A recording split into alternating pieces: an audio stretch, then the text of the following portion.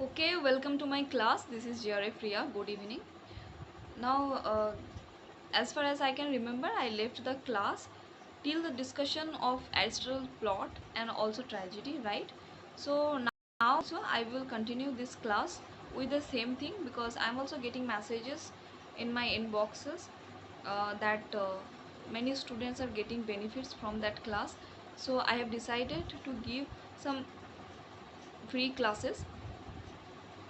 Now the thing is that it's not possible to post every classes in YouTube, but I will try. Okay, uh, now the thing is that I will here discuss some elements that Aristotle has pointed out in his work Poetics.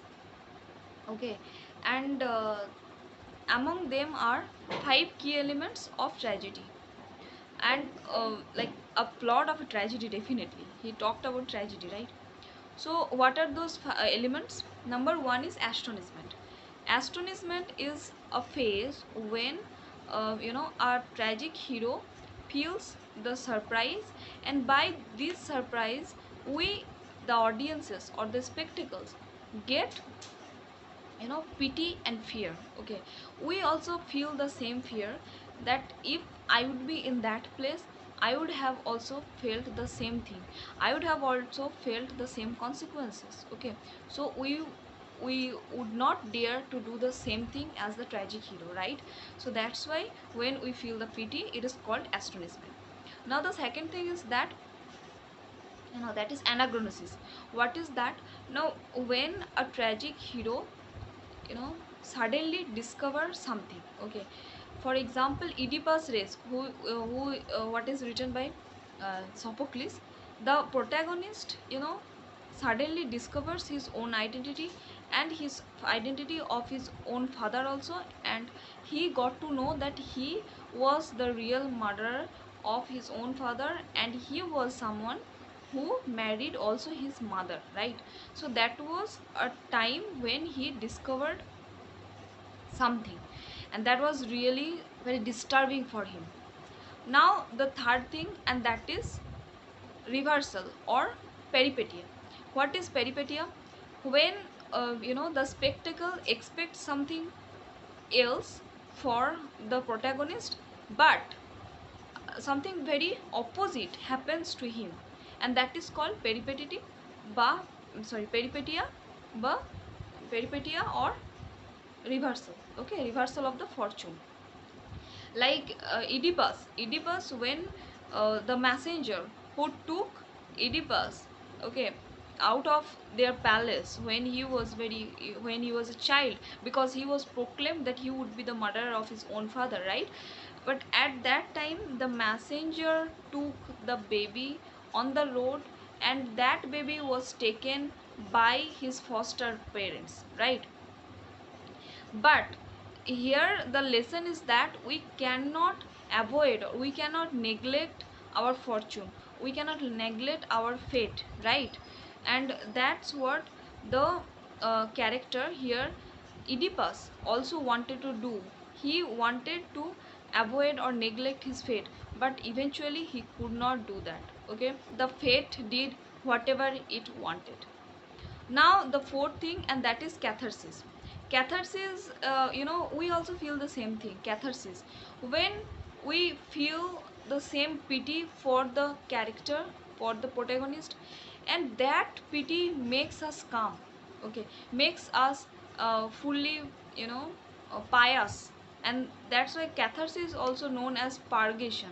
Okay, when we feel that calmness after the tragedy, that is called catharsis. And you can write a point that chapter number 26 in Poetics, where Aristotle discussed about this catharsis. Okay, now some characteristics of tragic hero.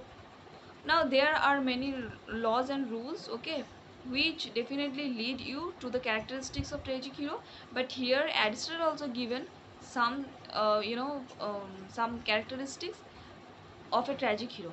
Now, what are those? Number one, that is high status. A tragic hero should be of high status.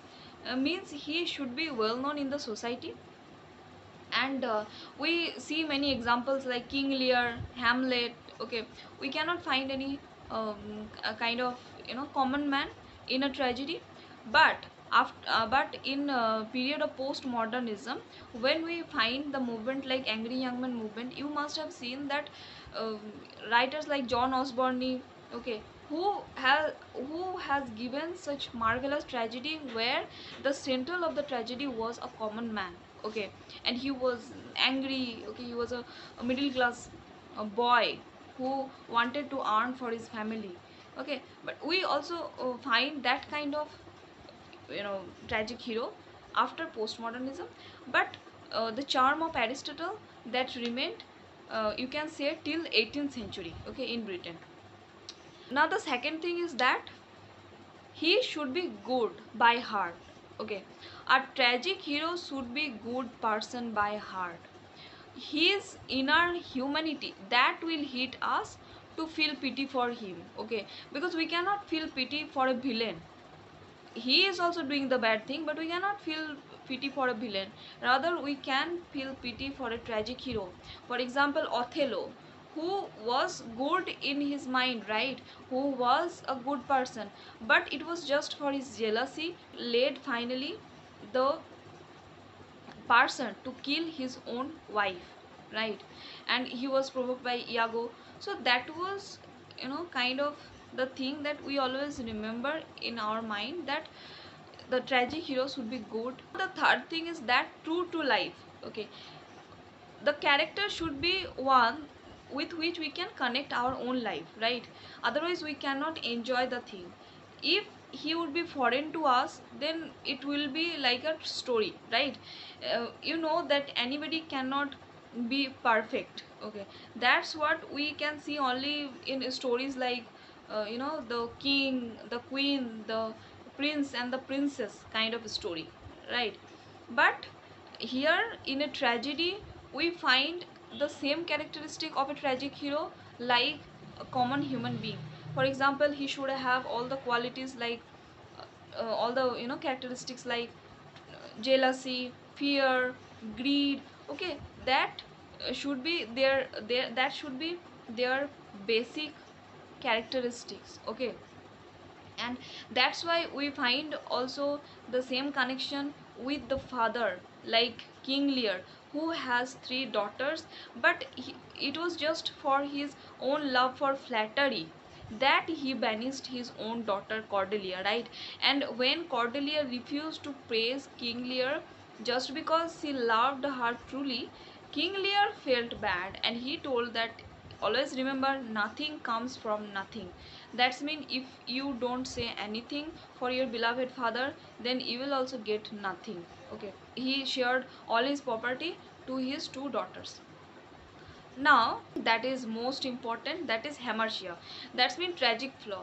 Many persons also call it as fatal flaw, because that is the only thing that um, that makes a hero, and that converts a hero into a tragic hero, right. And what is Hamartia? Hamartia is nothing but a bad decision. The character, that's mean the protagonist is good, we must admit that he is good, but the thing that if his intention is good, his decision is bad. He took some decision, he took a decision that perhaps would lead his own destruction. For example, king if we read the play like Macbeth, okay, Macbeth was also brave, okay, generous. He was very close to the king of Scotland. But the thing is that he had an intention, and that is to become king, right. He could have become king without doing anything, without killing him, without just requesting to the king, but he killed Duncan. He took that bad decision to kill Duncan. That was his tragic flaw, okay. Now, consistent, the fifth thing is that consistency. Aristotle told that consistency is important, okay. If he is following the inconsistency, then the inconsistency would be in a consistence. I'm telling you an example. Like if one person or the tragic hero is behaving like a mad in the first scene, then he should also follow his behavior till the last scene. He cannot become sane in just after that scene, right. So that is kind of consistency, that is about which Aristotle is talking. Now, in next part of poetics, Aristotle also had discussed the differences between tragedy and an epic. Why? Because at that time many critics was in in confusion whether the epic was higher or the tragedy. But Aristotle made his own view, and if you read them, then you will find definitely, it's so amazing. Okay, he has written each and every line in such a beautiful way that we generally remember him whenever we talked about criticism, right? So Aristotle here gave a solution for that most disputed questions, okay, of that time. And he pointed some differences between epic and tragedy. And what are those points? Number one is that epic can be presented in only one method, and that is narration. But a tragedy can only be dramatized, okay. And number two is that epic can become unlimited of length, but tragedy has only its 24 hours, right? Epic, you know epic can be written only in the heroic meter of hexameter, whereas the tragedy does not follow any meter, but it follows an order so that it can achieve the rhythm of the character's speech, right? And number four, and that is very important thing, that is epic does not use any kind of songs or spectacles to achieve the cathartic effect, okay. But tragedy without catharsis is incomplete. Now, these were all the discussion that Aristotle made in his work like Poetics. There are some other things, but that are not that much important. But still, you can go and read this work. It is an amazing work, okay. And after reading this work, when you will read a tragedy, truly a tragedy, when you read, you will find that you can relate everything, okay. And not even only to read a play, I'm asking you also to watch a tragedy if you can. Then like the Hindi film Omkara, that actually adapted, that was actually adapted from Othello, right? So if you watch that film, and if you point those characteristics which Aristotle had given, so you will see that you will fully enjoy that tragedy, okay. So yeah, that was my class, and if you like, then you can join the class, okay. And yes, so